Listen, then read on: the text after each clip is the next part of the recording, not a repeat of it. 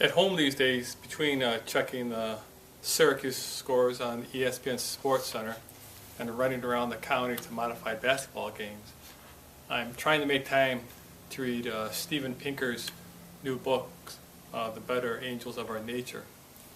The title is taken from the last few lines of Lincoln's first inaugural address when he pleads to the country not to go to civil war and to yield to their conscience, to their better nature.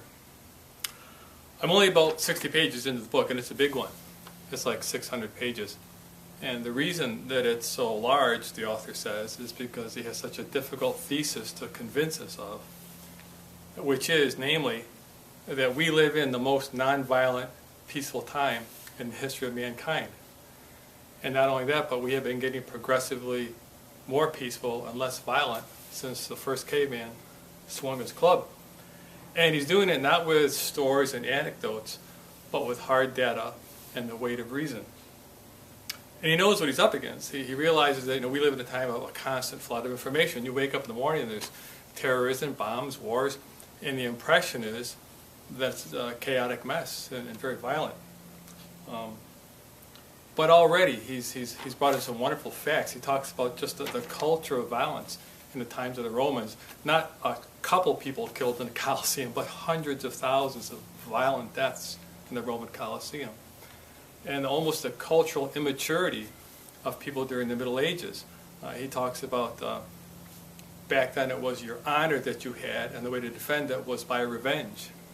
And in the course of the Middle Ages it grew to it was your dignity that you wanted to defend, and that you did that with calm reason. And it's a very convincing argument.